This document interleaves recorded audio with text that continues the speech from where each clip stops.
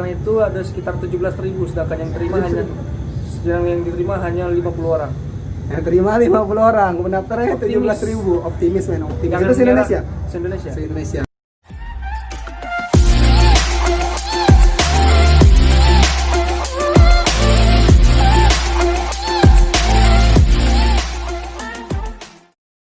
Sebelum mulai, silahkan subscribe channel ini dan jangan lupa tekan tombol loncengnya, karena subscribe itu gratis.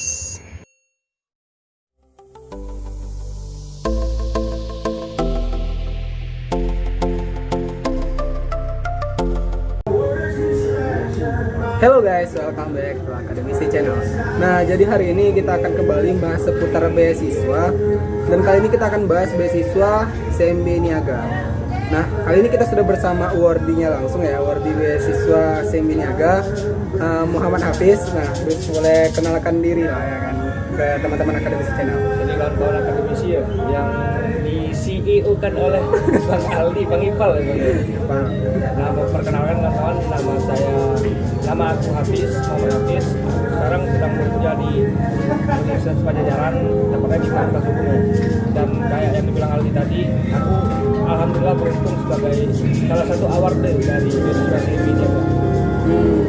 Oke, jadi Hafiz ini Fakultas Hukum ya, Universitas Pajajaran. Nah, jadi sebelumnya kami lagi di rumah makan ya kan. Jadi kalau misal ada suara-suara musik, ya itu back soundnya lah ya kan. Jadi nggak perlu ngisi back sound lagi nanti. Baca. Oke.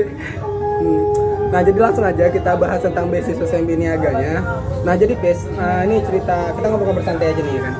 Sebelumnya untuk beasiswa CMB Niaga ini, program awalnya kenapa ada program beasiswa ini, kenapa sih dibuat gitu dari Bank CMB Niaga pastinya kan, kenapa dibuat program ini, latar belakangnya apa sih gitu tapi ada program ini gitu.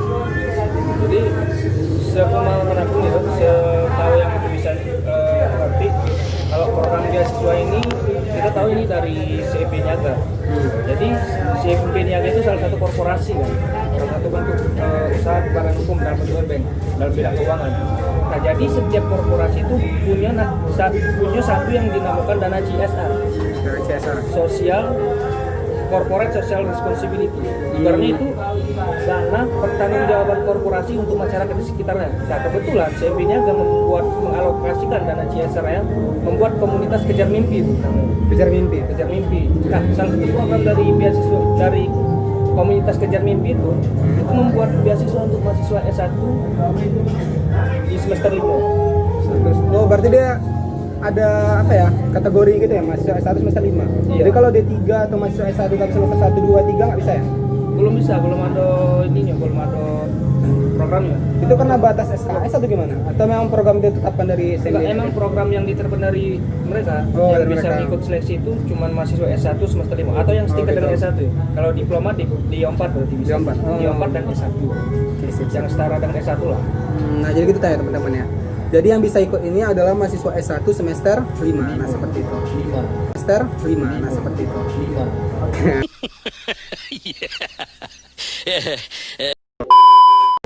Ya 5. Oke.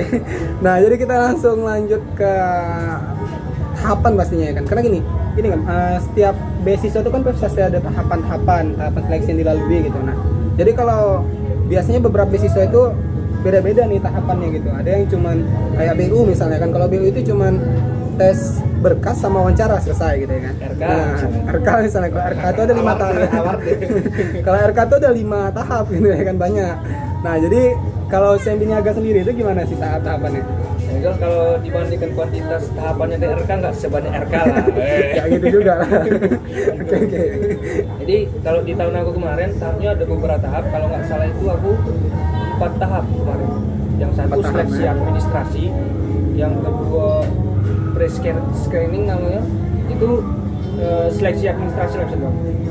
Yang kedua ada tes potensi akademik TPA. Jadi kita itu dites macam ya SBMPTN, soal-soal TPA, soal-soal akademik. Terus yang ketiga itu ada yang namanya wawancaranya secara online. Jadi nggak tatap muka tapi virtual gitu. Jadi ada 3 ya? Bukan 4 ya? Itu 3 ya, jadi 3. Oke. Jadi 3. Oke. Jadi 3 tahap ya teman-teman ya. Yang pertama seleksi berkas, Yang kedua itu tes TPA atau tes tulis. Tes tulisnya itu langsung atau online? Online. Online ya. Wawancara juga Itu online. di tes tertulis itu kita dikasih apa namanya, batas waktu untuk mengerjakannya. Oh, batas waktu. Setelah soal itu dikirim di email kita, kita dikasih batas waktu sekitar 2 hari atau berapa hari gitu. Oh, kalau Excel Semenjak kita mengklik soal itu. soal itu. Kalau Excel kan kita kayak masuk ke platformnya, terus kita dikasih waktu setiap 30 menit selesai gitu, 30 menit selesai. Kalau ini ada batas per hari gitu ya. Ada batas. Aku lupa juga sih berapa batasnya. Yang penting ada batasnya. Sekitar berapa jam ya? Berapa jam gitu? Oh, berarti 4 jam atau berapa gitu? berarti tesnya online ya? Tesnya online. Oke, berarti pertama berkas itu online, terus berarti tesnya ini full online lah gitu ya, dari mulai berkas, tes tulis, TPA-nya, setelah itu wawancara gitu. Nah, jadi itu ada langsung ke sana juga, Pes enggak? Enggak ada. Enggak ada. Paling kita Setelah lulus? kesannya kalau udah lulus. Kalau udah lulus ada penganugerahannya. Oh, penganugerahan. Itu dibiayai. Kalau untuk penganugerahannya penandatanganan PKS kan, Iya, kontrak kerjasama. Kita sama ya. Penandatangan kontrak kerjasamanya itu nggak harus datang ke Jakarta ya, kan kantor pusatnya di Jakarta, nggak harus datang ke Jakarta ya. Jadi masing-masing provinsi bisa mendatangi kantor cabang CMB Niaga yang ada di provinsi itu. Itu Misalkan di banknya? Medan. Iya, Oh, bank. oh, banknya. Kan bank CMB Niaga yang cabang di Medan. Jadi award yang dari Medan datang di cabang Medan bukan di Jakarta. Oke, siap. Berarti sama, ya persisnya sama BU juga ya. Iya kayak gitu juga. Jadi kalau kita tanda tangan kontrak, kita harus datang ke regionalnya, wilayah regional yang mana tempat BU-nya kita gitu. Kita nggak perlu datang ke Jakarta. Seperti itu juga saya Biniaga ya. Jadi kita datang Tapi untuk ini tapi ada beberapa seminar yang semua beasiswanya wajib datang ke sana. semua bisa. Semua Oh ya, awardnya, semua benar awardnya benar. wajib Kayak XLFL tuh harus datang ke sana tuh kita. Ada pelatihan. Ada pelatihan ya, benar-benar. Jadi orang tuh penganugerahannya harus datang ke tempatnya gitu ya kan? Iya. Oke. Nah, Itu dibiayai. Biaya. Kita di hotel. Nah, jadi ini cerita tentang pembiayaan nih. Berarti banyak lah gitu yang dibayar dari SMB Niaga ya. Apa aja tuh fasilitas yang diberikan kita? Kalau fasilitasnya yang jelas uang kuliah, Uang kuliah, UKT ya, UKT. terus fasilitas penunjang. Fasilitas penunjang? pengembangan diri kita. Contohnya apa tuh, Pes? Misalkan kau kita ikut tes TOEFL misalkan. TOEFL. Nanti dibiayai sama mereka. untuk Oh, pengembangan jadi diri. kita ikut TOEFL. Kalau gitu kita ikut banyak-banyak gitu, dibayar semua? Dibiayai. Tapi ada batas limitnya. Oh, ada batas limit. Oke. Terus kalau untuk fasilitas kayak kalau Laptop. laptop ya maksudnya itu, laptop, HP juga. Tapi enggak. Oh, di video boleh ya. Terlalu banyak. Cukup satu aja. Oh, Oke. Terus ada uang bulanan juga nggak sih? Uang bulanan enggak. Uang bulanan nggak ada ya. Jadi Saya harus dapat sasaran itu penggunaan alokasi dana. Harus betul-betul tepat sasaran ke pengembangan diri kau. Pengembangan diri kita nanti. Harus benar-benar cari kegiatan yang bisa dipertanggungjawabkan lah. Oh, berarti memang nggak bisa nipu bengkak-bengkak dana. Nggak bisa lah ya. Karena itu nanti ada Oke. LPJ pertanggungjawabannya, laporan pertanggungjawaban. Berarti tes kejujuran juga nih teman-teman ya. Nggak bisa kayak di organisasi bengkak-bengkak dana, nggak bisa di sini. Oke lah ya, lanjut. Jadi Gas. Oke, lanjut. Nah, terus tahapan. Jadi dari tahapan itu tadi ada 3 ya, Bes. Dari 3-nya yang paling susah yang mana, Bes, kira-kira, Bes? Kalau menurut aku yang paling susah itu di potensi akademik. Tes potensi akademik, Itu yang TPA paling ya. banyak menggugurkan kalau menurut aku. Oh, TPA ini paling banyak menggugurkan. Iya. Dan Dan susah juga soalnya. TPA tuh Akademik, potensi akademik. kan maksudnya Tes verbal kan, numerik gitu kan. Oke. Kayak Logika. SBM lah ya. Kayak SBM karena gitu lagi, Bes. Oh ya. Nah, kan. Ada SNM mana tahu. SNM mana tahu. Oke lah. Nah, jadi kira-kira gitu. Jadi yang paling susah itu tes TPA ya, tes TPA. Menurut aku. Jadi yang lain belum tentu. Oke, dan tahun ini ada tes TPA ya? Ada kan nggak salah. Itu untuk Tapi ada perubahan sih kayaknya, tapi aku belum cek lagi. belum cek ya. Teman-teman bisa cek aja langsung di akun Instagram Kejar Mimpi IU. Oh, Kejar Situ Mimpi ya. ada website juga dikasih tahu. Jadi program itu program kerja mimpi. Jadi nama Instagram juga Kejar Mimpi ya. Kalau untuk cek ya. Kejar Mimpi IU. Jadi untuk tes TPA itu ada tips dan triknya nggak, Bis? Kalau kita mau ikut atau persiapan awal gitu sebelum kita ujian, karena kan kasih waktu tuh. Jujur aku kemarin tiba-tiba tes. Tiba-tiba ya langsung nggak ada persiapan nih. Kalau aku ya. Tapi kalau sebaik-baiknya untuk mengerjakannya harus ada tes sebaik-baiknya. Sebaik persiapan pasti harus ada persiapan. Oke. Jadi kalau misalkan apa rencananya ya belajar TPA, bahas soal TPA. Bahas soal TPA. Yang udah banyak membaca diperluas lagi kata-kata bahasanya. Kemampuan verbal juga dipertimbangkan nanti di sana. Matematikamu, walaupun kamu dari jurusan sosum misalnya. Sosum. Tapi matematika dasar Tetap- tetap Ada ya? diuji di sini. Oke. Jadi rata semua. Logika orang nalar harus main di sana. Yang gambar tuh apa figura lah? Itu ada. Itu ada juga ya. tes apa namanya itu? Figura kan apa sih?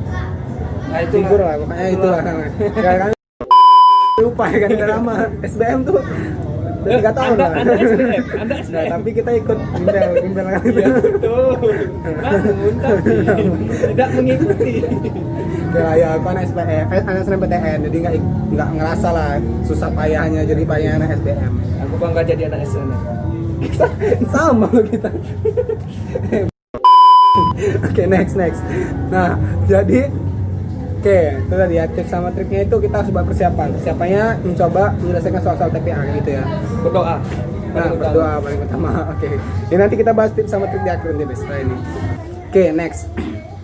Nah, jadi, Bes, kan kayak beasiswa Tanoto Foundation misalnya nih kan. Nah, itu ada kayak ikatan kerja sama sih sama keluarganya kan misalnya. Setelah kita lulus, kita ada peluang bisa kerja di Tanoto Foundation-nya gitu. Nah, kira-kira beasiswa Sembi Niaga ini kira seperti itu juga atau tidak sih? Di perjanjian kerjasamanya, Iya, perjanjian kerjasamanya. kerjasama kontrak tanda tangan kerjasamanya Iya. kemarin ada satu klausula yang mengatakan kalau award dari beasiswa Sembi Niaga ini bakalan diprioritaskan jadi karyawan Sembi Niaga Diprioritaskan gitu ya. diprioritaskan jadi karyawan Sembi Niaga. Tapi nggak wajib ya? Maksudnya nggak wajib masuk ke situ ya? Iya nggak wajib, Nggak tapi wajib. diprioritaskan. Diprioritaskan. Ya, minimal kamu udah ada pegangan satu nih peluang kerja di masa depan nanti setelah lulus. Tapi syaratnya kau harus memenuhi syarat daerah itu. Syaratnya apa? Semester 8 kamu sudah lulus. Oh, semester 8 sudah lulus. Sudah lulus. Jadi kalau kita semester 9 atau 10 lulus ya? Otomatis biasanya bakal batal. Batal. Oh, gitu. Programnya berhenti di situ aja gitu. Iya. Jadi harus tamat semester 8 baru kita bisa diprioritaskan untuk kerja di sana. Itu ada kasih sertifikat gitu nggak sih? Nggak ya? Setelah aku belum ada. Karena aku belum sampai Ya, semester 8 ya. Iya, benar. Belum ada. Belum tahu. Belum merasakan juga ya kan. Oke, next. Nah, ini Pes, kan untuk 3 tahap ini kan. Pertama berkas, TPA atau wawancara. Biasa itu kan banyak sih pendaftar yang banyak bertanya-tanya mengenai hal ini. Misalnya kesulitan di pengisian berkas atau kesulitan wawancara. Kira-kira boleh lah di-sharing untuk tahap ini. Kira-kira apa sih yang sering ditanya orang di seleksi berkas atau wawancara sendiri, apa sih pertanyaan-pertanyaan yang sering muncul gitu? Ya, aku mulai dari ini dulu ya, dari Berkas. tahap berkas dulu. Oke, ya udah. Kalau di berkas mungkin ada orang yang kebingungan tentang mengisi prestasi akademik dan prestasi non akademik. Itu bedanya apa sih? Nah, Jadi kalau prestasi akademik itu, sepengumuman aku ya, itu prestasi yang berhubungan dengan intelektualitas kita. Misalkan ikut LKTI, kalau untuk fakultas hukum misalkan, ikut lomba debat, lomba MCS misalkan. Yang berhubungan dengan keilmuan kita, itu akademik.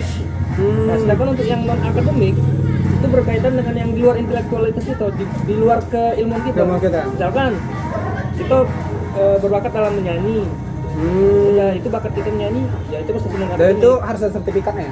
Harus ada Sertifikat buktinya ya, sertifikat. itu. Oke, next Bis. Nah, jadi kalau soal yang sering tanya yang ketika wawancara itu apa aja sih, Bis? Jadi seingat aku nih, kita buru-buru ngomongnya, seingat aku nih yang keluarkan nih, yang pas aku diwawancara yang dikeluarkan itu pertama perkenalan diri paling utama, yang kedua Diri. ceritakan tentang diri sendiri, yang Diri ketiga sendiri. alasan kenapa mereka harus memilih kau sebagai award beasiswa. Oke, alasan kenapa kita harus dipilih sebagai award beasiswa ini. Nah, kayak gitu. Nah, jadi terakhir nih, Pes. Untuk tips dan trik bisa lulus beasiswa Sembi Niaga ini apa gitu kira-kira? Yang jelas tips dan triknya kamu harus optimis. Yang pertama optimis. Karena banyak pendaftarnya itu ada sekitar 17.000, sedangkan yang diterima hanya 50 orang. yang terima 50 orang, pendaftarnya 17.000. Optimis men, optimis. Jangan Itu se Indonesia? Se-Indonesia. Se-Indonesia, oke. Jangan menyerah sebelum berperang, karena ada yang terseleksi secara alami. Karena dia Nyerah duluan. ini banyak nih, Jadi jadi sebenarnya otomatis gagal. Sebenarnya pendaftarnya kan Banyak. 17 mungkin, tapi sampai 100.000. Kita nggak tahu, Beda kita nggak seleksi tahu. alam. Makanya optimis paling utama. Yang kedua, Oke, optimis. usaha yang kayak kita sampaikan tadi, kita Oke, bicarakan persiapan tadi. ya. Persiapan. Yang ketiga, Ketiga, doa. Oke, nah itu tips dan triknya. Nah, jadi bagi teman-teman yang ingin mencoba beasiswa Sembi Niaga, silakan persiapkan diri Anda dan sebentar sebaiknya. Oke, itu aja. 4, 3, 2, 1, close the door. Tuh. Salah sini. Ini